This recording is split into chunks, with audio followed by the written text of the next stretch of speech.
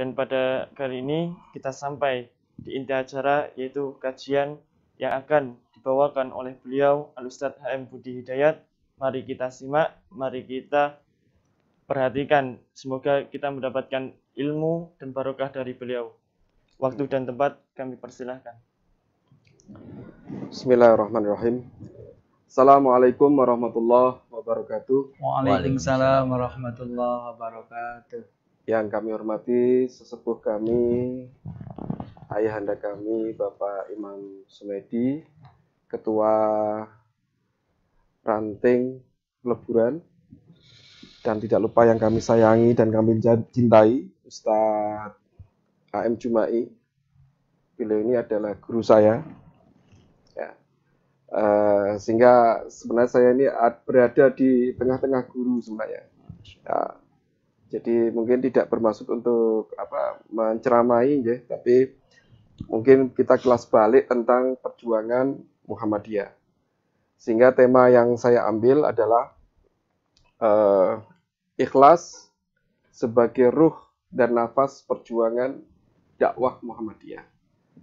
Karena sebagaimana tadi yang disampaikan oleh Ustadz HM Jumai, bahwa ruhul jihad, ruhul ikhlas itu adalah harus menjadi nafas perjuangan Muhammadiyah.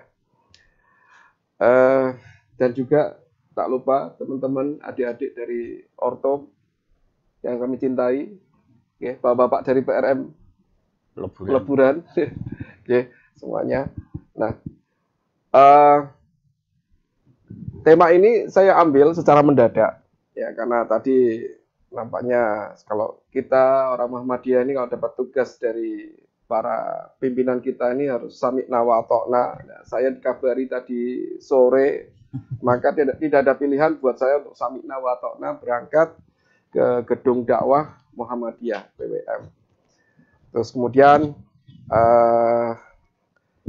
saya tiba-tiba teringat, materinya apa ini? Saya teringat dengan perkataannya Bapak Din Samsudin. Beliau mengatakan bahwa nafas dan ruh perjuangan Muhammadiyah itu adalah keikhlasan. Jika tidak ikhlas, silahkan keluar dari Muhammadiyah. Wah, ini keren sekali nih, Pak. Ya. Dan kalau kita melihat perjuangan pendiri Muhammadiyah, yaitu Bapak Kiai Haji Ahmad Dahlan, ada sebuah kisah yang sangat mengharukan dan menarik dan menjadi teladan buat kita, kader-kader Muhammadiyah sekarang ini adalah mana ada kisah, dan ini terjadi di tahun 1921. Kiai Haji Ahmad Dahlan itu bawa kentongan, Pak, keluar rumah. Tong, tong, tong, tong, tong, tong, tong. Manggil warga di sekitar daerah Kauman. Terus kemudian warga pun berkumpul di sekitar rumah beliau berbondong-bondong karena warga Kauman itu adalah murid-murid beliau, pengajiannya beliau. Ya. Kalau guru manggil itu kan tidak ada kata-kata engkanggo. Ya. Siap, sami'na wa ata'na. Datang semua itu warga Kauman di Yogyakarta. Terus kemudian waktu itu Kiai Haji Ahmad Dahlan bercerita, saya mau melelang semua perabotan rumah saya. Jadi beliau ini kan sebenarnya masih kerabat keraton Jogja. Pasti kalau beliau ini punya perabot, itu perabotannya pasti mahal-mahal, bagus-bagus. Dan beliau mau melelang perabotannya itu. Kasur-kasurnya, Pak, mau dijual, Pak. Lemari-lemarinya mau dijual. Bahkan baju beliau itu mau dijual. Kursi-kursinya mau dijual. Lampu-lampu di rumahnya mau dijual. Dan semua orang terheran-heran. Pak Yai, kenapa dijual? Kalau zaman dulu itu sebenarnya masih Kiai, Pak. Sekarang orang Muhammadiyah jarang dipanggil Kiai. Ya. Pak Kiai, kenapa dijual? Ada apa? Terus beliau menyampaikan, sekarang ini kas Muhammadiyah kosong. 0. Dan kita butuh untuk membiayai operasional guru-guru dan sekolah Muhammadiyah. Tidak ada dana. Ya. Makanya saya lelang perabotan saya. Monggo, siapa yang penawaran tertinggi saya berikan. Wah, langsung orang Kauman ramai, Pak. Dan bisik-bisik. Dan mereka antusias. "Ye Pak Yai, silahkan. Mana yang mau dilelang?" Mulailah perabotan. "Pak Yai, saya tawar sekian, sekian." Sampai kemudian laku semuanya.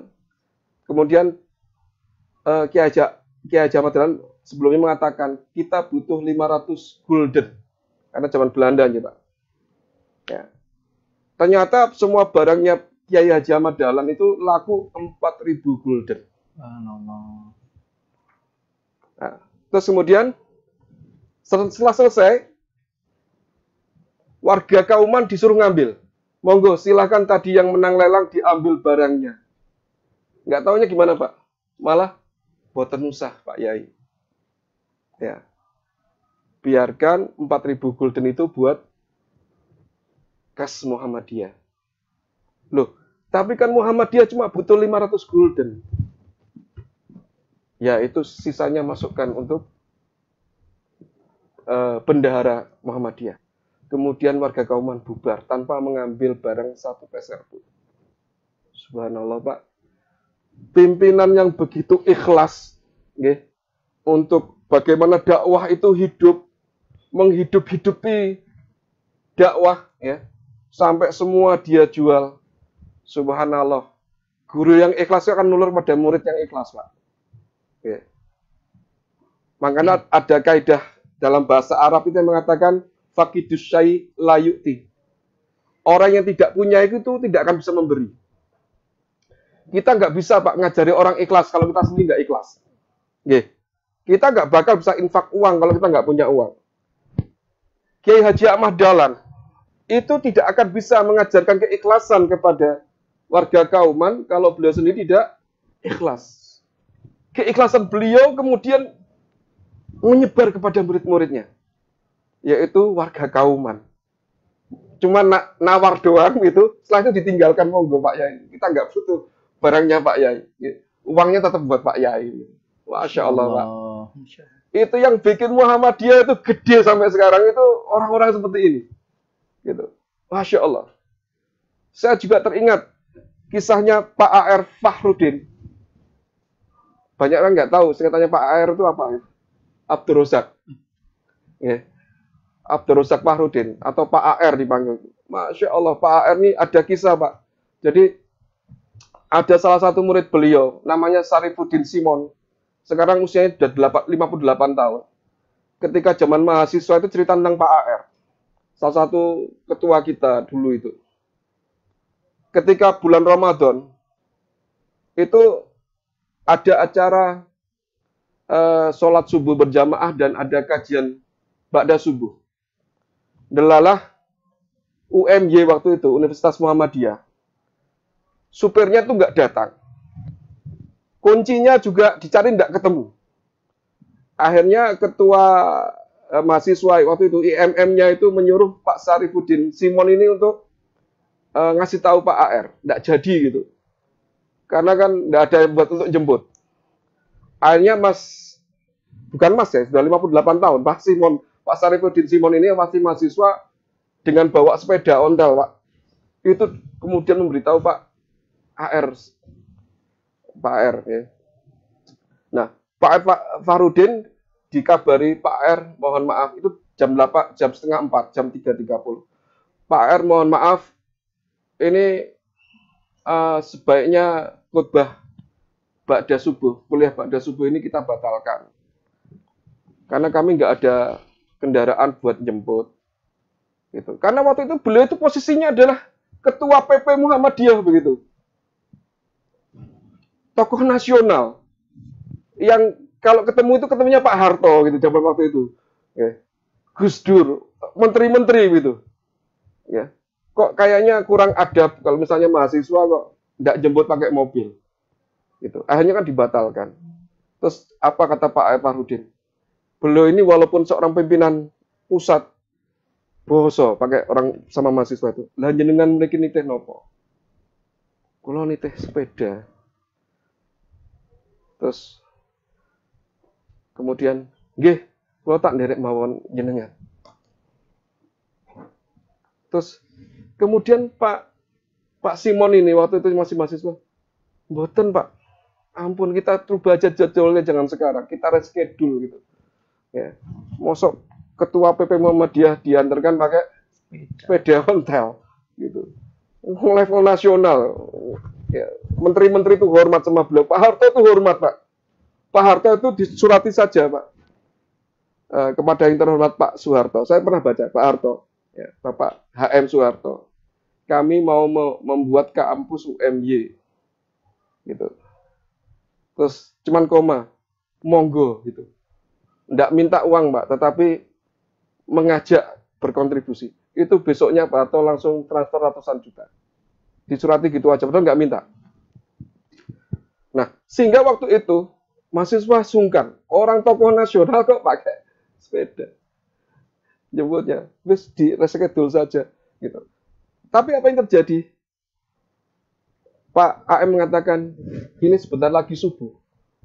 Ayo kita segera berangkat. Akhirnya kemudian berangkatlah Pak AR, naik sepeda ontel. Dan waktu itu sudah menolak mahasiswa.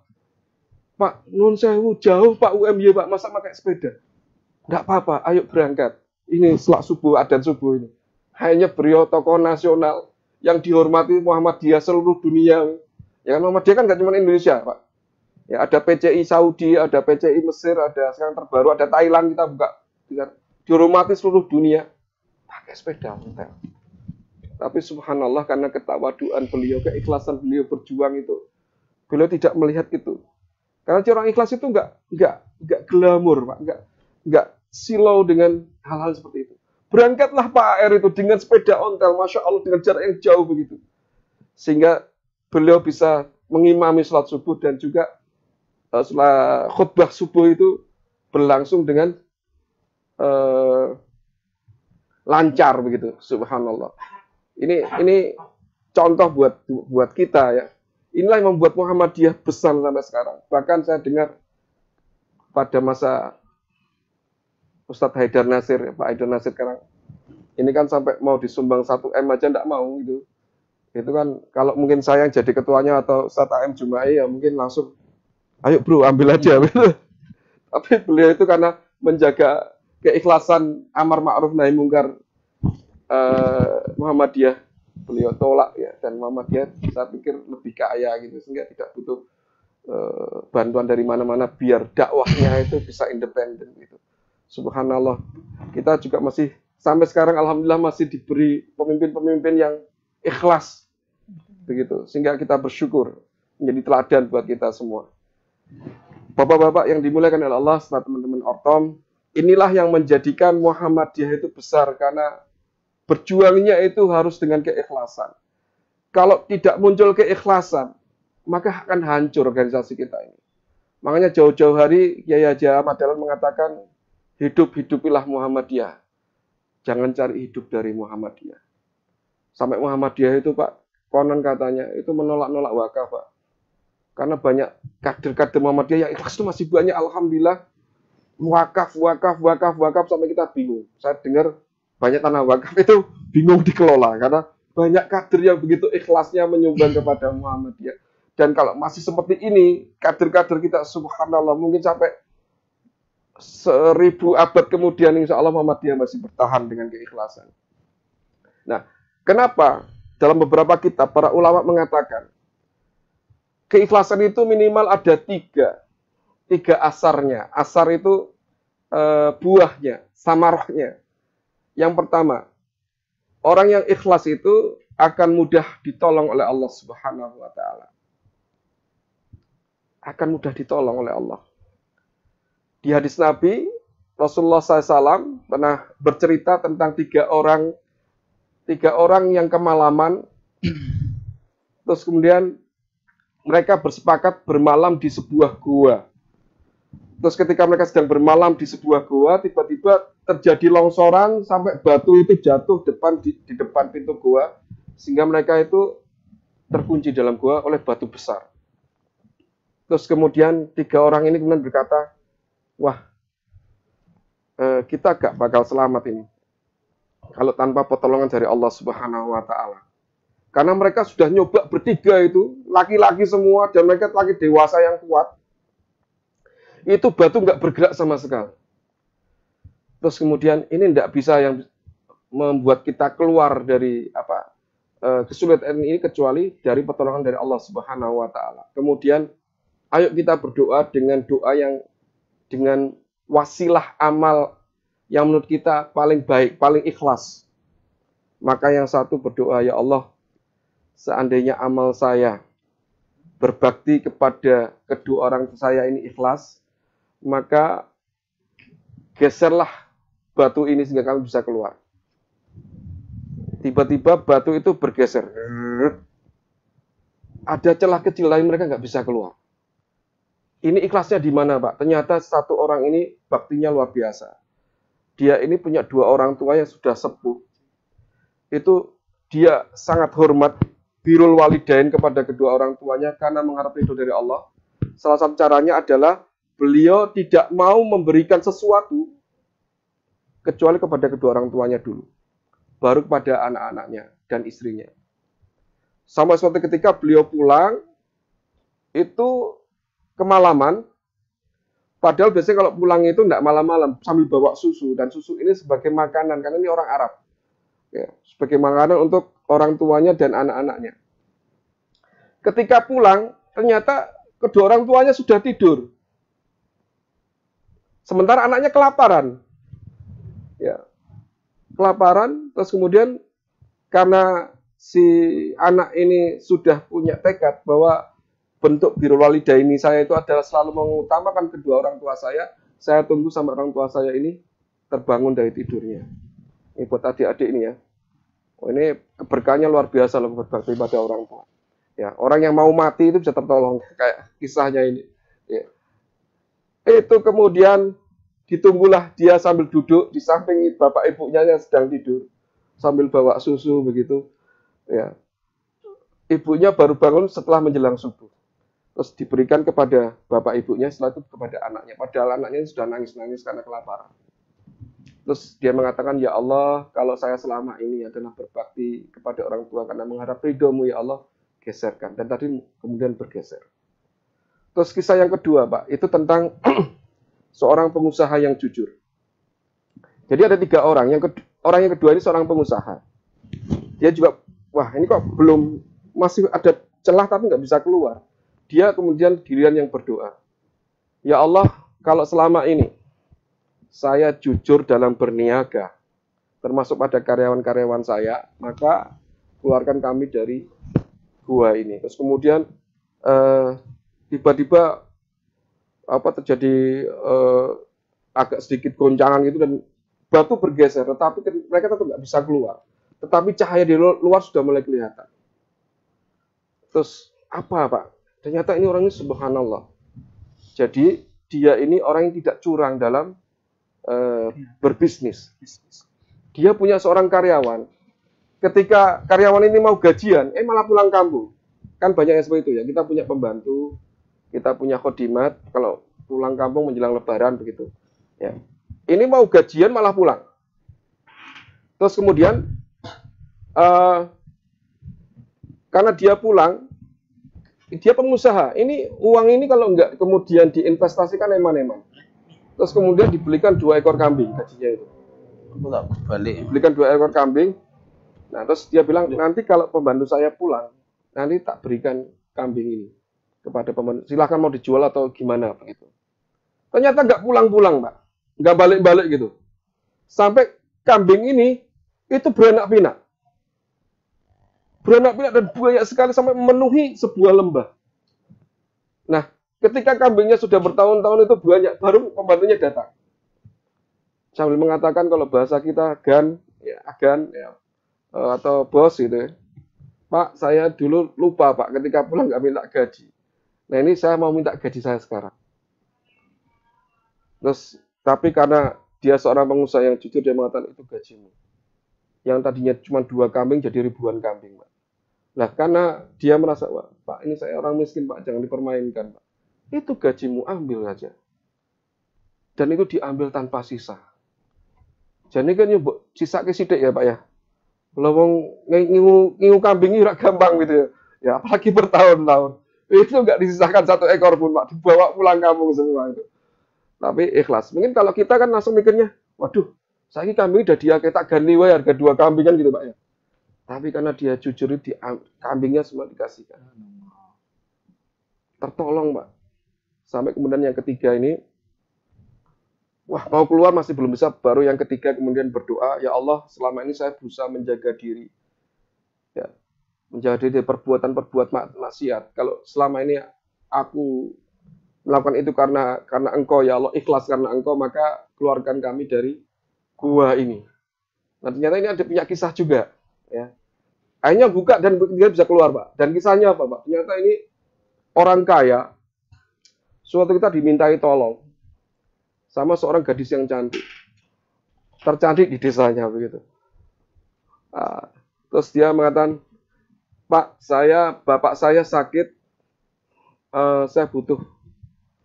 Bapak saya bapak saya sakit dan saya butuh biaya untuk bapak saya. Terus kata orang ini, ya, dia orang kaya, dia mengatakan, ya sudah, berapapun biayanya bapak kamu, saya siap membiayai sampai sembuh.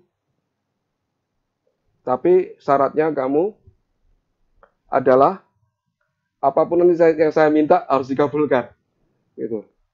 Ya. Akhirnya bapaknya ini dibiayai begitu sampai sakit gitu, sampai sembuh maksudnya. Ya. Ini orang ini udah habis ya, kekayaannya untuk membiayai bapaknya sampai bapaknya ini sembuh. Nah, ketika sembuh itu kemudian delalah wanita ini juga seorang yang menjaga janjinya. Dia mendatangi orang yang ngasih uang tadi sambil mengatakan, bapak saya sudah sembuh, jenengan minta apa? Terus kemudian mengajak zina, Pak. Dan itu tinggal mereka berdua di dalam kamar. Gitu. Terus karena ini seorang wanita yang solihat, dia mengatakan, saya sudah berusaha untuk memenuhi janji saya. Ya, tetapi wahai saudaraku, dia mengatakan, takutlah kamu kepada Allah. Karena ini bukan perbuatan baik. Itu langsung dia gemeter, dia mengatakan, ya Allah, saya takut kepadamu ya Allah.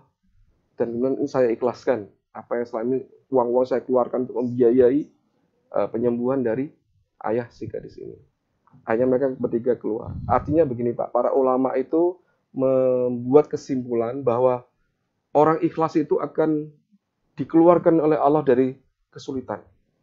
Dan yang kedua, dari hadis ini hadis sahih, itu muncul hukum bahwa orang boleh berwasilah dengan amal soleh yang ikhlas. Gitu. Sehingga wajar kalau kemudian Muhammadiyah ini banyak dapat pertolongan dari Allah. Ya. Berapa banyak organisasi yang bisa bertahan selama ini, Pak? Dari tahun 1912 sudah berapa abad ini, dan semakin besar, semakin berkah. Ini kalau bukan karena pertolongan Allah tidak bisa. Banyak organisasi yang sudah, ya kita bisa sebutkan lah. Saya mau menyebutkan tapi kok sungkan gitu. Yang kemudian berdiri cuma berapa tahun hilang begitu. Ya. Tetapi Muhammadiyah ini dengan keberkahan orang-orang yang soleh yang ikhlas dalam berjuang itu oleh Allah diberi banyak pertolongan. Terus asar yang kedua dari keikhlasan itu adalah para ulama menyimpulkan orang yang ikhlas itu doanya makbul. Doanya makbul. Doanya mudah diterima oleh Allah Subhanahu wa taala. Dan insya Allah karena doa-doa orang-orang yang ikhlas inilah kemudian oleh Allah diberi keberkahan dalam perjuangan-perjuangan kita. Nah, tetapi sekarang ini kita bisa melihat kalau dulu banyak orang kalau ada masalah datang ke Pak Kiai, terus minta doa Pak Kiai. Nah ini saya pikir Kiai-Kiai Muhammadiyah harus banyak dimintai doa-doanya gitu. Sama juga dengan kalau di saudara kita, di ormas lain Kiai itu begitu ini. Nah kita juga insya Allah kita menghadirkan orang-orang ikhlas di tengah-tengah kita sehingga mereka bisa dimintai doa untuk kebaikan. Ya, baik dalam urusan dunia maupun urusan akhirat. Ya. Terus yang ketiga, Pak, ikhlas itu efeknya adalah ditakuti setan. Jadi iblis itu ketika kemudian dikutuk oleh Allah Subhanahu wa taala, dilaknat oleh Allah, dia mengatakan, "Ya Allah, karena Engkau telah melaknat aku akan jerumuskan manusia dari depan, belakang, kiri, kanan." 24 jam. Itu ada di surat Al-A'raf. Dan mereka tidak akan selamat, kata iblis bilang itu. Illa ibadakal mukhlasin, kecuali orang-orang yang ikhlas. Iblis sudah dari awal menyerah, Pak. Kalau orangnya ikhlas itu nggak bakal bisa ditaklukkan, nggak bisa ditipu daya, gitu. Ya. Ya. Kayak Pak AR itu, Pak. Subhanallah, Pak. Saya baca kisahnya itu. Ditawari mobil nggak mau, Pak. Pak Simon itu, Pak Sarifudin Simon cerita, Pak AR itu motornya itu sebenarnya dikasih hadiah, dirawat sampai beliau wafat, sampai jelek, sampai olinya bocor kemana-mana itu masih dirawat sama beliau. Ditawari sama Astra, mobil sedan terbaru, Honda DX atau apa gitu. Ya itu zaman dulu kan Honda DX termasuk mewah gitu. Yeah. Beliau tolak. Alasannya mungkin saya tidak bisa merawat nanti begitu. Ya. Ditolak sama beliau. Mungkin kalau saya yang jadi ketua PP mungkin dulu itu bisa terima. Ini bedanya makom beliau dengan saya gitu. Ya. Ya. Beliau tolak, ya Allah. Ini keikhlasan yang luar biasa, Pak. Itu beliau itu kalau mau cari dunia itu gampang itu, Pak AR itu. Yang nawari buahnya, dan itu ada saksi mata yang mengatakan beliau menolak itu. Gitu. Kalau pengajian, Pak, beliau nggak mau nerima amplop. Gitu. Nggak mau, ditolak. Kalaupun diterima, dibalikkan kepada orang-orang Muhammadiyah yang membutuhkan. Angel, Pak, cari orang kayak gitu, Pak. Zaman sekarang ustadz-ustadz ini kalau nggak dikasih amplop kan rada ngomel, Pak, gitu kan. Iya kan? Kadang-kadang dikasih amplop buka piroisin ya. Kalau nggak gede itu ngomel mereka gitu. Beliau menolak, Pak. Masya Allah. Pahala beliau utuh di akhirat itu. Gitu. Karena beliau tidak mengharapkan balasan duniawi. Ini saksi matanya ada gitu. Orang yang pernah kos sama Pak Evan. Beliau PP Muhammadiyah jualan Pak, bensin depan rumahnya. Bensin eceran itu. Ya kan, ada gerobak, ada botol-botol begitu. Masya Allah. Pak, beliau PP loh, Pak. Itu beliau kalau mau bermewahan itu bisa. Itu yang bikin subhanallah dia besar karena kita punya orang-orang seperti itu. Masya Allah. Gitu. Ya, Pak R, saya terharu, Pak, baca kisah beliau itu. Masya Allah. Setan menggoda beliau ya angel, Pak. Dikai mobil ragelem, Pak. Gitu. Ya. Gitu. Kan begitu cara menggoda para dai-dai itu. Dengan popularitas, dengan harta. Gitu. Terus bisa berubah niatnya setelah kemudian. Mungkin awalnya dia ikhlas, tapi kemudian setelah dapat jabatan, berubah niatnya, itu bisa terjadi begitu. Ya, Imam Ghazali kan bilangnya begitu. Orang bisa depannya ikhlas, kemudian tengahnya nggak ikhlas. Ada yang depannya ikhlas, tengahnya ikhlas, belakangnya nggak ikhlas. Gitu. Oke. Nah, lalu apa ini? Ya, ini agar menjadi semangat buat kita. Kita jaga semangat para pendiri Muhammadiyah. Apa ciri-ciri dari orang-orang yang ikhlas itu? Ya ini juga buat adik-adik yang mungkin akan jadi penerus ke depan, karena insya Allah Pak Imam Samedi ini juga bakal tergantikan. Saya juga bakal tergantikan begitu. Mungkin adik-adik nanti yang naik lah ini ruhul ikhlas ini harus dijaga. Cirinya apa? Kalau ulama mengatakan ada minimal ada 3. Yang pertama itu dikatakan adalah su'udzan binafsih wala iktirabil amal. Berburuk sangka kepada diri sendiri dan tidak tertipu oleh amal. Dan ini dibuktikan oleh Pak AR. Pak AR itu kan cirinya kebalikannya itu orang yang gak ikhlas. Dia itu ijab binafsih. Takjub dengan dirinya. Wah, ini ustadz loh. Wah, aku ini ketua apa? Dan Pak AR kan tidak kemudian, aku ini ketua PP Muhammadiyah, mau sobat tumpahnya sepeda kan begitu. Beliau contohkan, beliau di ciri pertama itu tidak masuk. Ya, beliau ini suzon binafsih. Merasa beliau ini, walaupun di puncak tertinggi, beliau tetap tawadu. Tidak ijab binafsih, tidak bangga dengan dirinya sendiri. Ya. Bahkan mungkin barangkali suzon binafsih, berburuk sangka pada diri sendiri. Umar itu Pak, pernah ada sebuah kisah beliau mengatakan, seandainya ada kabar dari langit yang mengatakan seluruh dunia itu masuk surga kecuali satu orang saja, saya aku mengira itu adalah aku. Ini selevel Umar yang dijamin surga. Gitu. Terus ketika turun ayat di surat Toha tentang api neraka, itu beliau sampai pingsan Pak selama 3 bulan karena khawatir itu adalah beliau begitu yang naik jembatan Shiratal Mustaqim dan kemudian tidak selamat. Loh, selevel Umar loh. Ya Allah, takut Pak. Tidak ijab bin nafsi, tidak bangga. Padahal beliau sahabat Nabi dijamin surga, khalifatul Rasulullah. Itu subhanallah, tawaduk sekali beliau itu. Tidak ijab bin nafsi. Nah ini yang kemudian muncul dari diri para pemimpin kita. Contoh beliau dijemput sepeda pun kemudian tetap berangkat, Masya Allah. Kalau saya, walau alam, ya kan, misalnya ada teman-teman dari Unimus, Ustaz, tak jemput pakai sepeda ontel. Wah, mungkin langsung, wah, tangan gojek gue.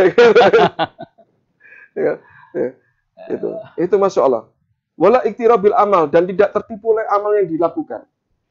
Beliau tidak tertipu oleh kedudukan beliau, tidak tertipu oleh bahwa beliau ini diakui sebagai orang yang alim, orang yang ulama gitu. Ya, beliau ini kan orang alim, Pak AR itu. Ya, tetapi beliau tidak kemudian mengagung-agungkan dirinya di hadapan orang. Subhanallah. Ini ciri orang yang ikhlas, tidak tertipu oleh amal yang dia perbuat. Oke. Dan sahabat Nabi itu hampir semuanya seperti itu, tidak tertipu oleh amal yang mereka perbuat. Itu mereka dikisahkan Umar itu punya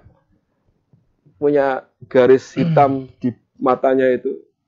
Jadi ini betul gores Pak, gores betul kayak apa bekas itu ya, gores. Dan itu karena aliran tangisan. Umar itu selalu kalau doa itu nangis. Saking nangisnya sering itu Pak, sering dilewati oleh tangisannya Umar itu sampai bekas di pipinya itu. Ada bekas itu kayak itu Umar. Umar itu nangis. Padahal Umar itu amalnya udah, waduh kalau saya baca itu, kita mau ngejar aja wis baina sama wa sumur gitu kan. Langit dan sumur itu udah dasarnya begitu. Masya Allah. Beliau seperti itu. Dan beliau ini termasuk orang yang tadi tidak tertipu oleh iblis. Setan itu takut sama Umar itu. Sampai dikatakan daripada saya, jadi Rasulullah mengatakan, wahai Umar, ya, setan itu kalau lihat bekas jalan, mereka lebih baik ke jalan lain. Jadi kalau misalnya Umar tuh lewat jalan arah Atmodirono gitu, setan mending muter lewat apa Raden Saleh, gitu. Ya, teman Raden Saleh. Wah, saking takutnya Pak, berwibawanya begitu. Kan kita kalau ketemu sama orang yang berwibawa itu kan jarak jauh aja udah sungkan gitu. Wah, ini aja nggak cuman sungkan, bekas jalannya aja takut setan itu. Kayak Imam Ahmad bin Hambal, ada orang kesurupan Pak, itu. Kemudian adiknya datang kepada Imam Ahmad bin Hambal. Ya Imam Ahmad bin Hambal, adik saya kesurupan. Tolong adik saya ini, kalau bahasa kita diruqyah gitu. Diusir jinnya. Imam Ahmad nggak datang Pak, cuma dikasih sandal gitu. Ini sandalku bawa, tunjukkan pada adikmu yang lagi kesurupan. Dibawa sandalnya, ditunjukkan sama adik. Kabur Pak setannya Pak. Gitu Pak. Enggak, apa, jangankan sama orangnya, sama sandalnya itu takut itu. Sandalnya Imam Ahmad bin Hambal, Masya Allah. Gitu, Pak. Ini kalau kita ini betul-betul mukhlis, Pak. Orang kalau lihat kita, Pak, ada orang kesurupan gitu, Pak. Itu kita belum datang, baru lihat langkah kita, itu standar udah kabur, udah sembuh. Gitu. Ini karena kita ini agaknya juga di depan setan kurang berwibawa juga, gitu. Jadinya kalau kadang-kadang orang kesurupan kita nggak bisa nyembuhin gitu. Ya. Ini. Yang pertama itu. Terus yang kedua, ciri orang yang kemudian ikhlas itu adalah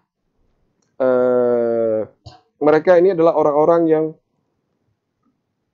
mencintai amal yang tersembunyi dan menolak popularitas. Menyintai amal-amal yang sembunyi dan menolak menolak popularitas. Nggak mau terkenal. Kalau nyumbang namanya Abdullah, gitu. Ya. Hamba Allah, nggak mau disebut namanya. Ini kita kita harus menumbuhkan orang seperti ini, Pak. Ya. Yang mereka ini nggak viral di dunia, tapi viralnya di langit. Nggak terkenal orangnya. Tapi malaikat kenal semua itu. Sealam semesta. Banyak, Pak, orang kayak gini, kata Rasulullah. Mungkin manusia nggak ngerti dia ini orang soleh, tetapi langit itu tahu semua. Makanya ini buat adik-adik, ya, jangan ngejar viral di medsos, gitu. Ya. Tapi kejarlah viral di langit. Sepenting para malaikat kenal kita semua. Kita ini orang yang kalau malam-malam semua tidur, gitu kan, kita termasuk yang bangun, gitu kan. Kan nggak viral itu, Pak, nggak ada yang lihat kecuali Allah dan para malaikat, gitu. Yes. Mereka ini nggak suka popularitas. Ini yang bikin hebat, Pak, sebuah organisasi. Saya yakin di Muhammadiyah banyak orang yang seperti ini. Tanah wakaf itu kadang-kadang nggak tahu itu yang wakaf siapa, begitu. Ya walaupun misalnya ini dicontohkan oleh Ali Zainal Abidin. Beliau ini seorang ulama besar, terus kemudian tetapi dikenal orangnya ini agak pelit gitu. Sama suatu ketika beliau wafat, orang terheran-heran karena di pundaknya itu menghitam, Pak, ngapal gitu. Ini ada apa kok menghitam? Terus akhirnya dihubungkan dengan sebuah peristiwa, yaitu Ali Zainal Abidin kan tinggal di Irak, di daerah Kufah, yang di sana itu setiap pagi itu orang-orang miskin selalu dapat beras. Itu selama bertahun-tahun mereka itu kalau buka pintu subuh-subuh tiba-tiba ada beras. Dan mereka selama belasan tahun nggak tahu siapa yang ngirim. Gitu. Nggak tahu siapa yang ngirim. Nah, ketika Imam Ali Zainal Abidin itu wafat, itu setelah itu tidak ada lagi beras kiriman. Orang baru, ya Allah, ternyata yang bikin beliau itu hitam sininya itu. Karena tiap malam gelap, pekat itu mikul gandum dan nggak ada yang tahu. Taunya setelah beliau wafat, nggak ada lagi gandum. Gitu. Nggak ada seorang pun tahu. Bahkan mereka heran, ini kan pria ini ulama masuk sini kayak puli gitu. Ya, ternyata tiap malam itu beliau berkeliling kota Kufah untuk menjamin orang-orang miskin itu. Masya Allah. Ini kalau masih banyak orang kayak begini di tempat kita, Pak, berkah, Pak. Masih bertahan kita sampai mungkin 1000 tahun lagi Muhammadiyah ini. Insya Allah. Gitu. Dan ciri yang ketiga, yang terakhir, jadi orang yang ikhlas itu tujuannya senantiasa pasti berharap ridho dari Allah Subhanahu wa Ta'ala.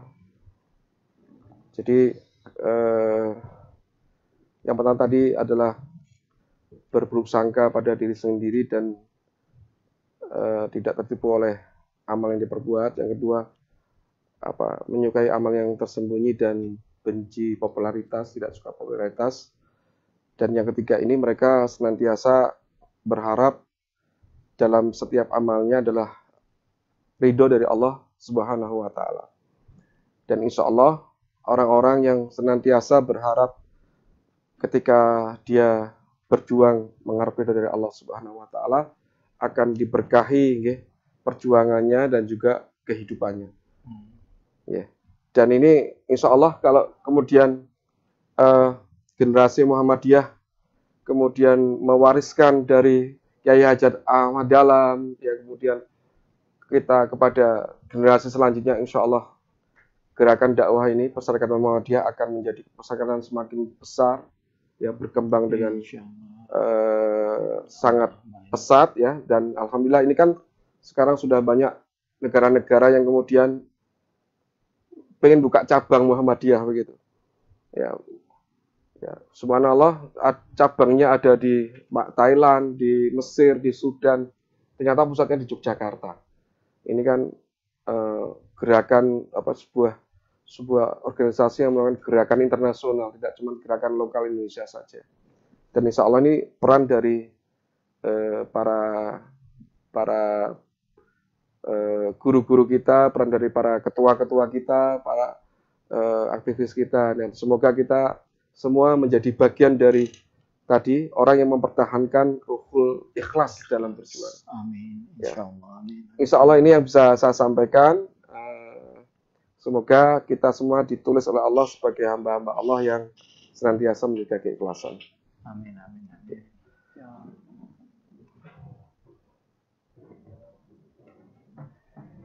Terima kasih atas tausiah dan kajian yang diberikan oleh beliau Al-Ustadz HM Budi Hidayat.